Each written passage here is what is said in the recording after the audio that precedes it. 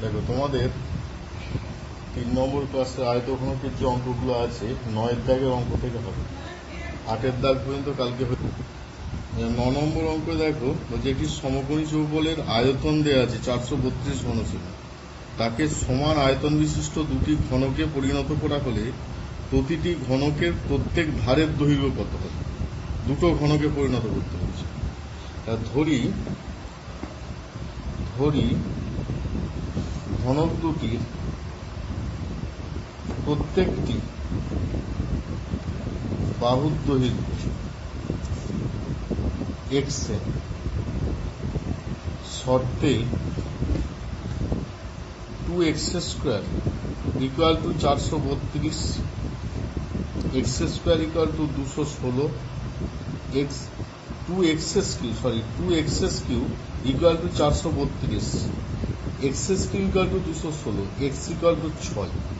তাহলে ঘনকের প্রতিটি ধারের দৈর্ঘ্য 6। অতএব ঘনকগুলির প্রত্যেকটি ধারের দৈর্ঘ্য 6 সেমি, প্রত্যেকটি ধারের দৈর্ঘ্য 6 সেমি। আবার 10-এর অঙ্ক দেখো, একটি ঘনকের প্রতিটি বাহুকে 50% কমানো হলে মূল ঘনক ও পরিবর্তিত ঘনকের ঘনফলের অনুপাত কি হবে? ধরো এরকম একটা বড় ঘনক ছিল,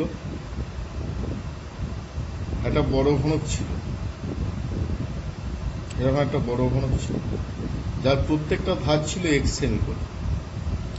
তার থেকে একটা ছোট ঘনক করা হলো, কমিয়ে বাহুর দৈর্ঘ্য কমিয়ে তার থেকে ছোট ঘনক করা হলো।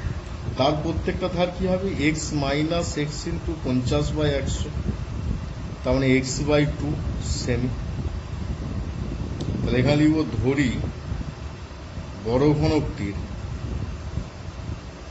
প্রতিটি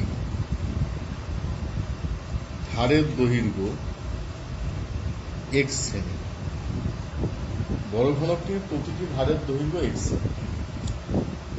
অতএব ছোট ঘনকটির প্রতিটি ধারের দৈর্ঘ্য হবে x minus x into 50/100 semi, তার মানে x/2 সেমি। অতএব মূল ঘনক ও পরিবর্তিত ঘনকের ঘনফলের অনুপাত হবে মূল ঘনক ও পরিবর্তিত ঘনকের ঘনফলের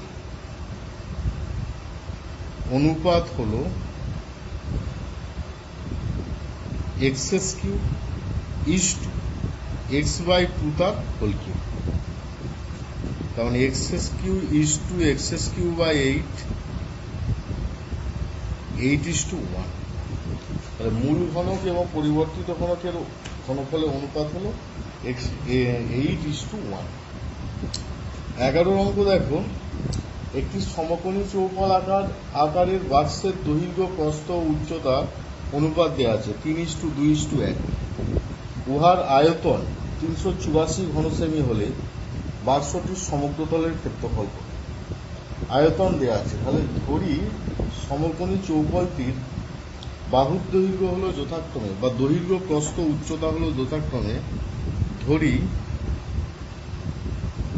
সমকোণী চৌকোণটির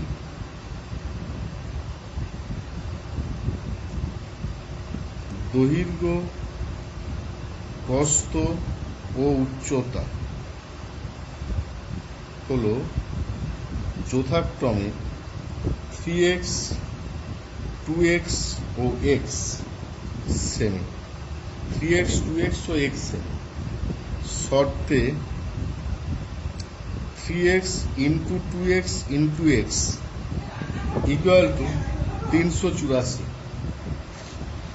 অতএব 3x into 2x into x গুণ করলে কত হচ্ছে? 6x³ 6x³ সমান 384, x³ ইকুয়াল টু 6 দিয়ে ভাগ করলে 6 6 36, 6 4 24, তাহলে x ইকুয়াল টু 4।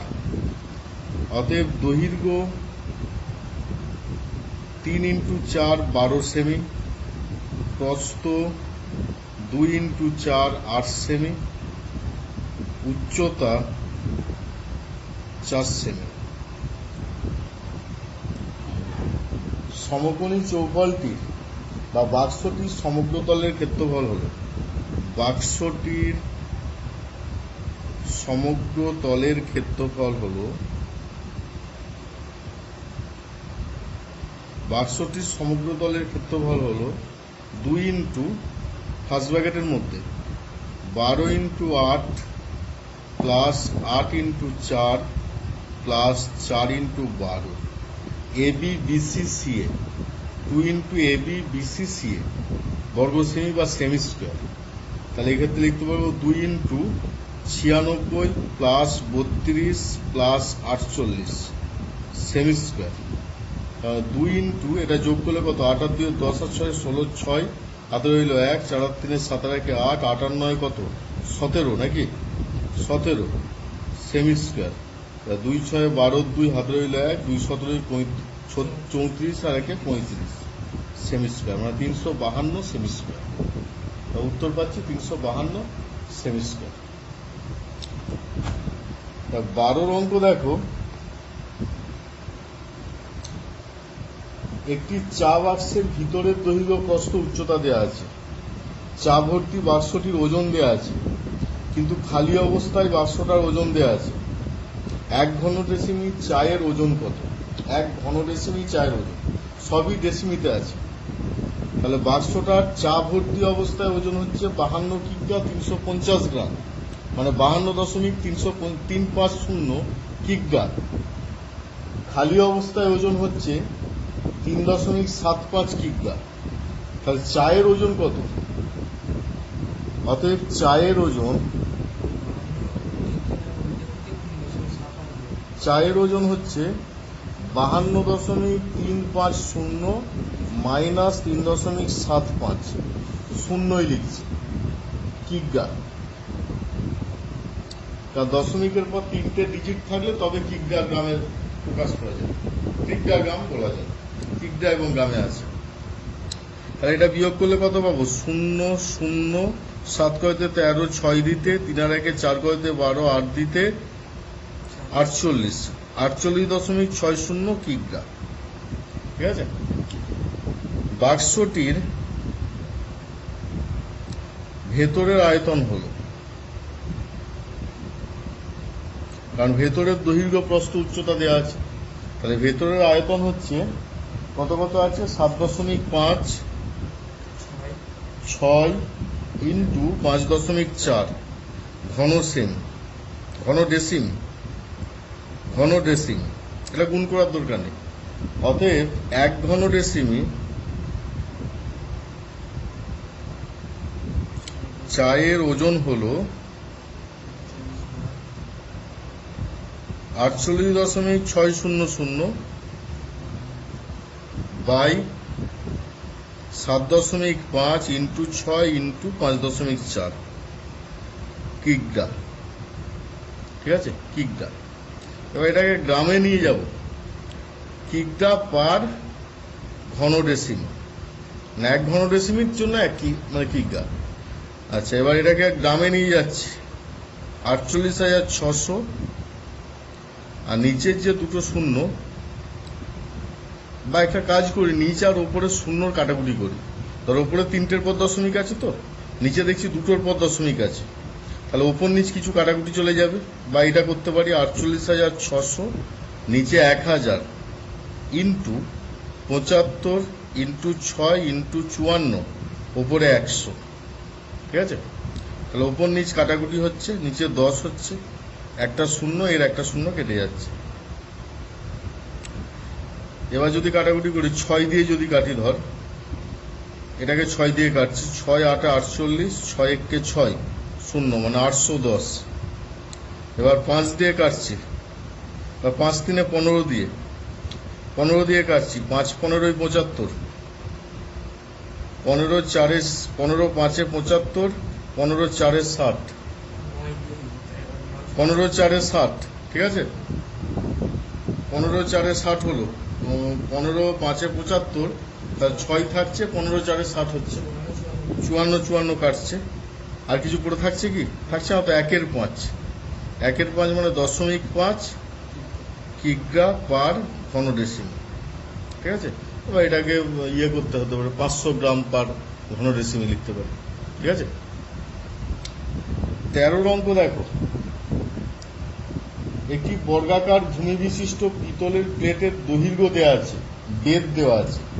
প্লেটটির ওজন যদি এত গ্রাম হয় তবে 1 ঘন ডেসিমি পিতলের ওজন হয় 8.4 গ্রাম। তাহলে এক্স এর মান কত? প্লেটটির ওজন দেওয়া আছে 1 ঘন সেমি পিতলের ওজন দেওয়া আছে। প্লেটের ওজনকে যদি তার আয়তন দিয়ে ভাগ করি তাহলে কি 8.4-এর সাথে সমান হবে। কারণ কি একটা প্লেট মানে তো এরকম, ধরো এটা হচ্ছে প্লেট, পিতলের প্লেট এইটি। আচ্ছা, আঁকাটা ঠিক হচ্ছে না।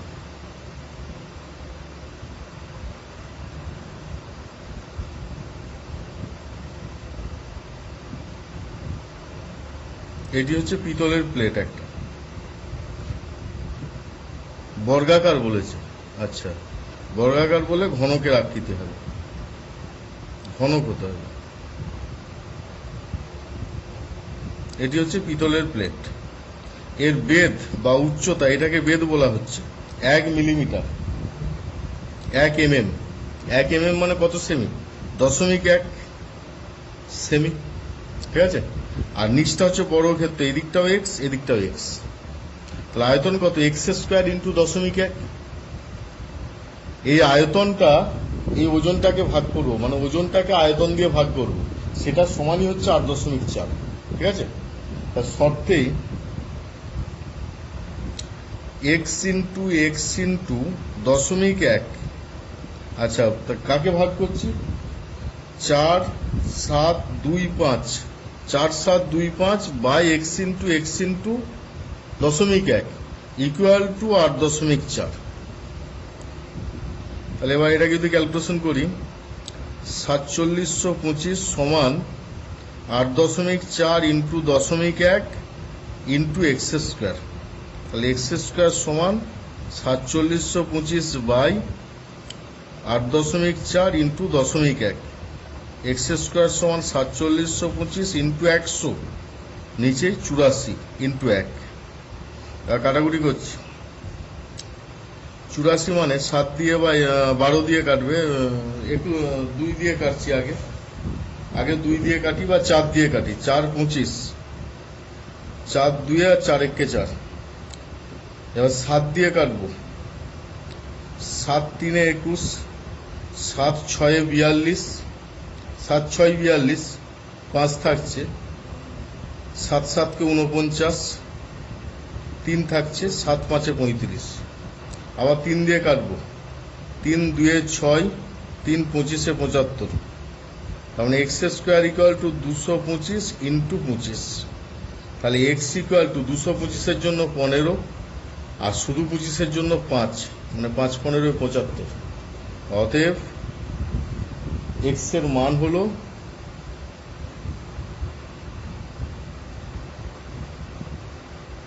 75 সেমি, ঠিক আছে। তাহলে এই গেল 14 13 পর্যন্ত।